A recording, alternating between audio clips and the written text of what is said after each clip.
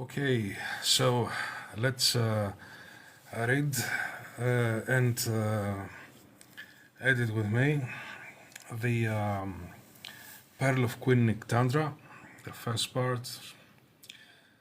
So this is how it starts, and I'm reading this with you so I can see if there are any mistakes, etc. So, hunted in Spaceport Royale. Planet Spaceport Royale, Australis Sector 3, Veladraca Quadrant. Sparrow Megacity, September 1st, 2430. 12:15, noontime. Betrayals make for perfect covert meetings.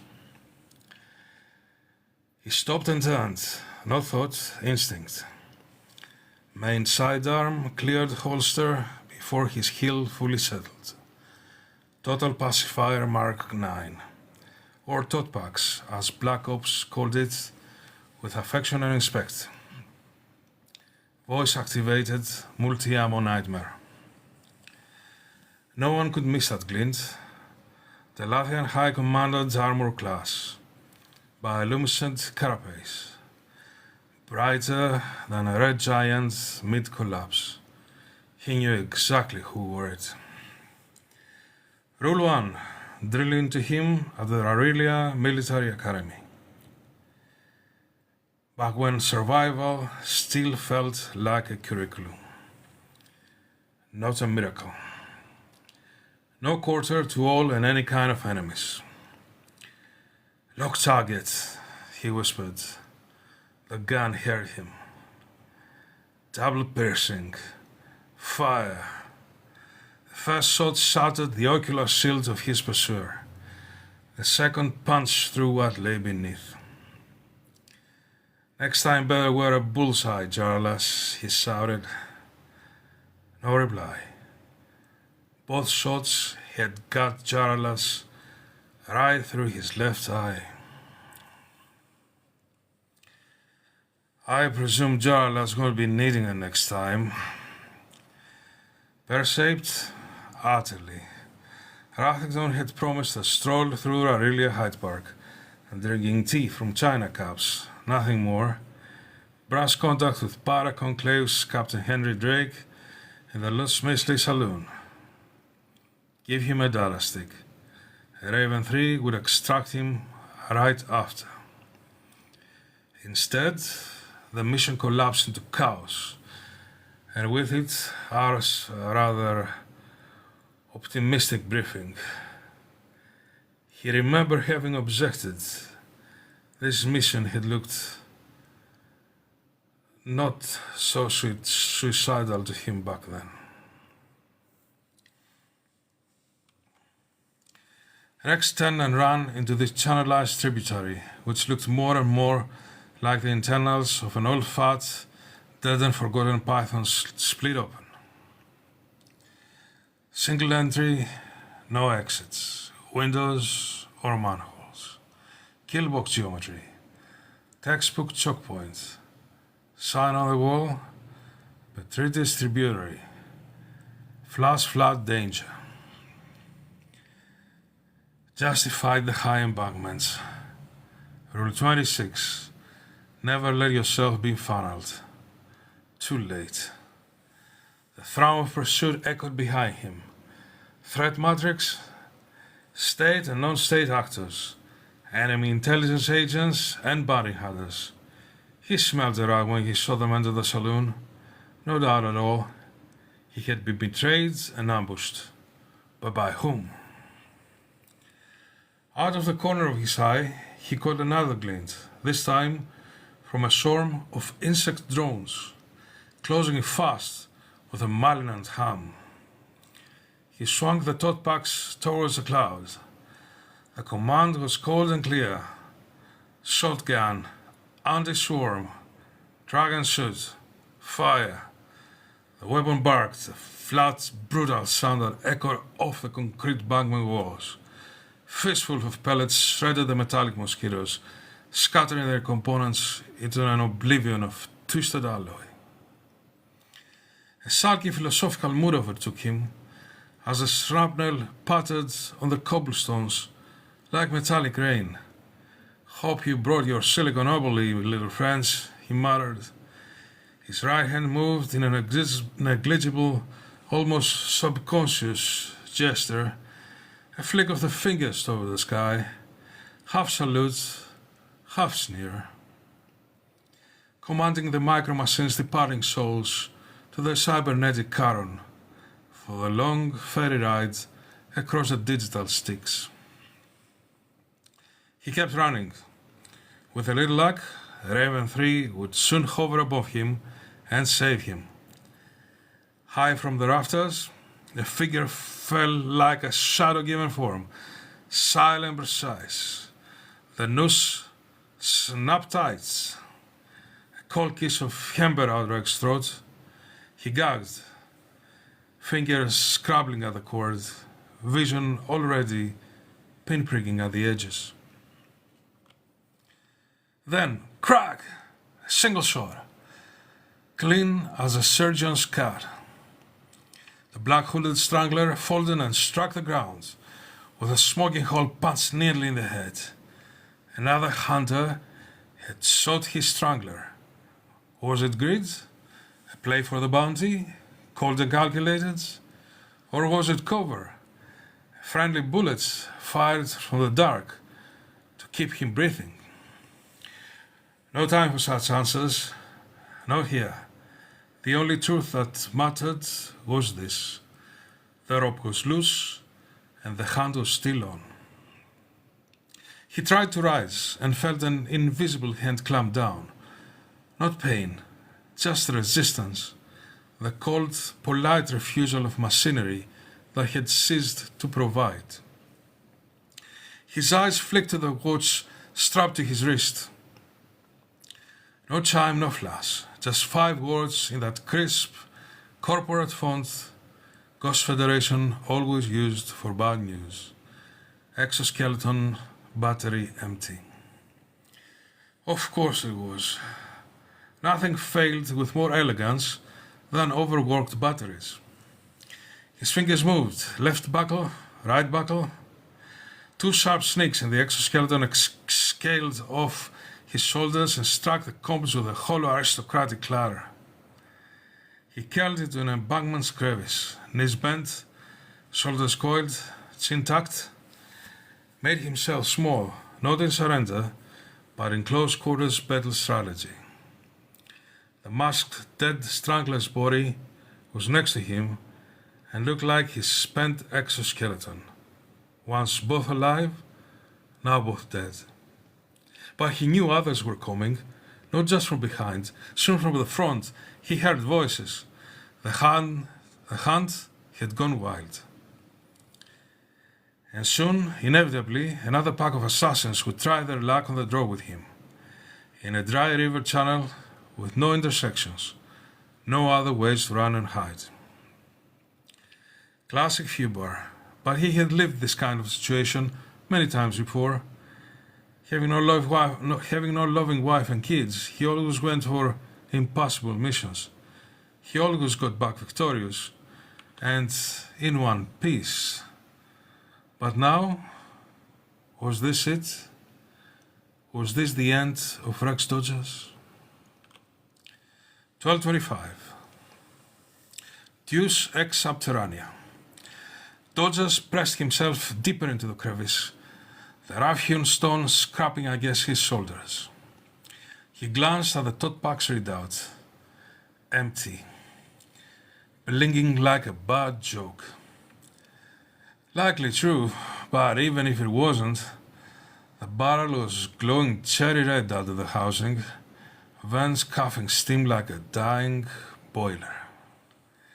24 mags, 480 full rounds. Enough to melt the rifling of a Battlestar's main gun, let alone all other types of ammo spent. Academy rule number 7, he thought. Never stress a weapon that's breathed fire longer than its maker promised it could. He wiped down his stud packs with care and reholstered it. The case is Nikon material, that tough nylon cotton blend, was fraying at the edge. Time to requisition a new one. Too many enemies, too little cover. Only way out, to wait for extraction. For the prearranged Deus Ex Machina from the skies, for he wasn't here alone. The escape and evasion support craft should soon hover above him. He had pushed his distress beacon just as he went through the saloon's window to that back alley, proved to be a dry riverbed. Dodges exhaled. He was afraid. Fear was for men still alive to be able to believe in their own survival. He remembered a much younger Devon Rathington, then as his instructor at the academy, him just 17 years old. Rule number 15, gentlemen. Never believe in no-win situations. It's frightfully bad form and utterly out of taste. Believe in them by all means when you're dead. It will add a certain frisson to your afterlife. A faint grim smile touched his lips.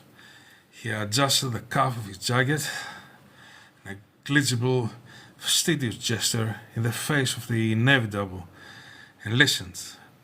Voices were growing stronger in the distance. He crouched low, pressing himself into the shadow. His eyes caught a metallic glint of light from the corpse sprawled before him. It was a badge pinned askew to the black combat webbing.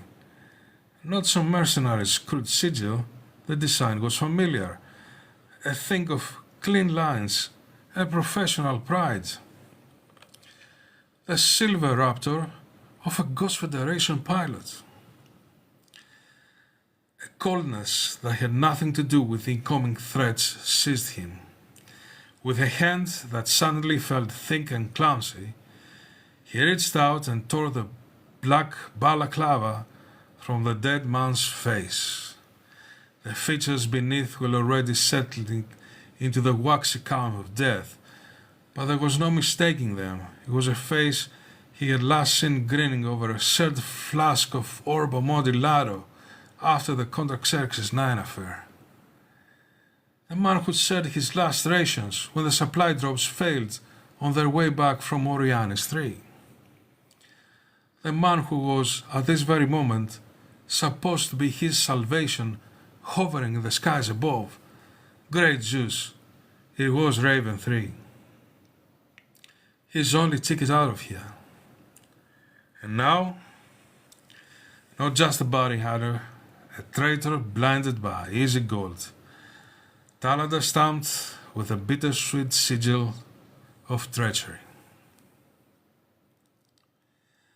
A low, wet gurgle snuggled his attention.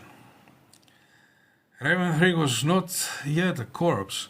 The man was a ruin, fatally shattered, but some stubborn spark still clung to the wreckage. Rex could see the last battalion of medical nanites swarming behind his eyes, fighting a doomed algorithmic rearguard action for his cortex. Every Raven carried the microscopic legion in his veins. Rex dropped to a knee, the gravel grinding beneath his weight. Why? The work was flat, a spent cartridge. The dying agent's eyes swam into focus, full of a strange chemical lucidity. Raven 9. A cough racked his body, pink mist speckling his lips. Someone paid everyone, even me. The confession was a farthing, expelled with his last breath, to scrub you. Who gave the order? A final rattling exhalation. Henry Drake. And then nothing. The nanites, their purpose extinguished, would be shutting down cell by cell. A cold diamond hard truth settled in Rex's gut. Avarice. It was a kingdom with its own flag, its own brutal laws, recognizing no other. The thought arrived not as a whisper, but with the sharp, clinical clarity of a stiletto blade. And with it came the ghost of that old Hellenic wolf, General Promerion, second in command to Alexander the Great. The general's words, dredged from the dust of a dead empire, now echoed across the void to this creamy riverbank. Avarice recognized nothing as a crime. All Ghost Federation Special Operations Forces agents were conditioned for betrayal. It was a core module of their training. But this was the masterstroke. This was the scenario filled under unthinkable, the one you never rehearsed because to do so was to admit it could happen. Now he was living it. Anyway, that's what you get when there's one bird, one pilot. He should have a primary, alternate, contingency, and emergency way out. Was this amateur hour? No. A full pace was out of the question. Spaceport Royale had declared the Ghost Federation persona non grata, and it meant it with guns. From his squatted position, he looked around. He stumbled back into the wall, trying to cover himself better from other threats. No way forward. Petritis formed one of its stagnant lakes ahead with uncertain depths. Voices were heard in the distance, military orders, together with paddling sounds. A cold practical thought insinuated itself into his mind, quick and venomous in an asp strike.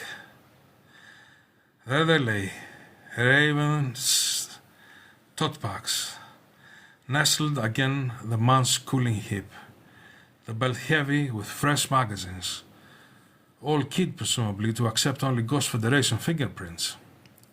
It was a viable option, perhaps the only one. He dismissed it a heartbeat later. It was in fact no option at all. He knew the man, knew the very wiring of his mind. Raven 3 was a craftsman and a hacker, and like all artists of his particular trade, he was possessed of a paranoia regarding his tools. It was entirely, chillingly, plausible that the man had violated protocol, that these beautiful, deadly instruments would answer to his biometrics, and his alone. Was this a no way out? His Glocker's 26 sidearm would give him just a few more minutes to live. Then, a muffled voice. Psst! Hey, mister! A girl's voice coming from nowhere, as sharp as glass. He looked around in surprised despair.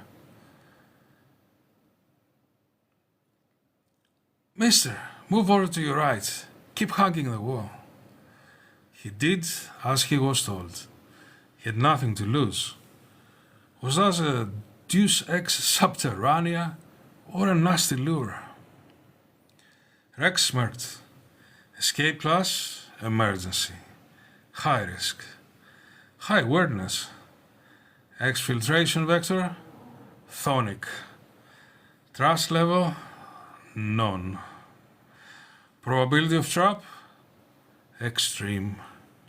Back in the academy, this is how that nerdy assistant Lisa Bayers, who had a crush on him, would have filed that up. Here, mister, press in here if you want to live. He shoved his back into the recess. Sim groaned. Dust and rust rained down. The stone sank, not like a door, but like the lid of a tomb long forgotten. Push it with your back. Help me open it, the girl exclaimed. He hesitated. Come on, mister, we have no time to lose. A voice cut through the far side of the flooded channel, sharp and impatient. "Do you see him?" Just ahead, the sound of paddles biting the water. "Not yet," came the reply. "Then look sharper. We want him alive." Surrender alive to some cannibal thugs or end up as a ritual offering in some underground cult? Nice, he thought. "Mister, hurry up. Make up your mind. You want to be here when they arrive or follow me? Decide." 12:30. Descending to an underworld of uncertainty. He shoved his back against the stone. One moment, solid for cement. The next, an opening. He slipped through. "Seal it! Turn the wheel! Now!" That girl's voice again. Young, sharp, urgent. He spun, saw a flicker of light, a lantern in the dark, and a small hand gesturing at a brass wheel sent it to the wall. He twisted it. The stone slid shut behind him, seamless, vanishing like a secret never meant to be found. She stood 5 meters ahead, a lean figure in a black commander's uniform, just like his, lantern raised. She commanded, "Follow me." He obeyed. The passage sloped downward, narrow, the walls rough under his fingers, coconut, porous and ancient. He knew this place, the Miro-Dessa catacombs, a labyrinth of burial grounds, ever-twisting tunnels, flooded basements, forgotten bunkers, drainage tunnels, storm drains and natural caves located under the Sparrow megacity. Unmapped, unforgiving. The passage narrowed to a knife edge of rock. No handrail, no mercy. A single misstep and he'd be swallowed whole by the blackness below, tumbling into that final, silent oblivion reserved for fools and the overconfident. But the girl, she danced across it, light-footed, unblinking, as though she'd been born in this god-forsaken tunnel, raised on its damp stone and whispered echoes. Her boots kissed the rock with the confidence of a cat on a windowsill. He whispered to his watch, "Deploy climbing spikes, enable AI assist." In a second, tungsten carbide climbing spikes emerged from the gumsoles. Each boot's AI will now exchange data about balance and attitude of his stance. Then micro-adjust their length and angle, finding microfractions in the rock for maximum purchase, turning each step into a calculated bite and not a reckless gamble over the dark oblivion below. He looked at his watch. Climbing spikes power 100%. At least this battery was full. He didn't draw breath until his own boots scraped the far ledge. Then one sharp, ragged inhale, the kind of a drawing man takes when the sea spits him back out. Alive. Barely. "Retract spikes," he whispered to the watch. That would save energy for later. He moved with urgent, silent strides, his eyes locking onto the faint shine of her lantern in the distance. Her voice cut through the gloom before he'd steadied his pulse. "Keep up, mister. This isn't a sightseeing tour. Lose me down here, and you wish you'd never been born." The walls were not what they seemed. The silence was total, a dust-heavy shroud laid over everything. It was in that absolute stillness that the architecture revealed its true, unnerving character. A multitude of openings punctuated the rock face, dark, irregular gaps that seemed less built and more born from the stone. Voids that led away into blackness, tunnels that promised not passage, but absorption. They led everywhere. they led nowhere. And the walls themselves were pockmarked with hollow cavities, built like cells but possessing the rough, careless form of erosion or gnawing. They were not made for display, they were made for holding. In one of these recesses, a faint light pulsed. It was a nest of fireflies. Nest? No, they never make one. It was a great living cluster of them, their abdomens swelling and dimming in a silent, synchronous rhythm. Their light was a ghostly, phosphorescent yellow-green, color most species' eyes are most sensitive to in the dark. For the eternity of life was the symbolism, Rex thought. The huge self was an ossuary, but the fireflies were trying to attract a female to mate. Their glow lit up the smooth ivory curve of a human skull. Beneath it, a tangled ossuary of ribs, femurs, and spines from a myriad of species, all jumbled together without care or distinction. The cold yellow-green light filled every vacant eye socket, traced the serrated edge of a broken jaw, and set along distorted shadows stretching across the wall behind them. Shadows that did not move, but seemed to wait. To him, this sight screamed futility. These creatures were signaling for a future that in this context, in this place, was meaningless. They will mate, lay eggs and die, all in a tomb, their offspring destined to repeat the cycle in the same charnel house. And the answering lights in the dark? Some weren't mates at all, but lures, a feminine promise that was in truth an invitation to be devoured, a hungry futurist, femme fatale. He brushed away those thoughts, trying to move faster. Rex and the mysterious girl twisted and turned for several minutes, maybe many more. He had to keep up with the girl's lantern, while other eerie blue and yellow-green lights emerged from the side openings. One wrong turn, one wrong follow, and he'd be lost forever. Food for spiders and company for forgotten bones. No way to find the way back, no Ariadne's clue for a guide. The girl's faraway light sparked him out into sudden, echoing space. Rex froze mid-stride. Before him stretched the cavernous hall, its vaulted ceiling hosting a vast carpet of honey fungus emitting foxfire, a faint greenish glow from the imaciliniums.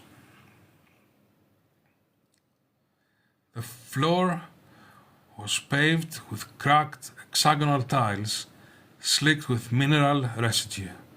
At its center yawned a dried circular fountain, its basin choked with dust and the brittle husks of long dead filtration mollusks.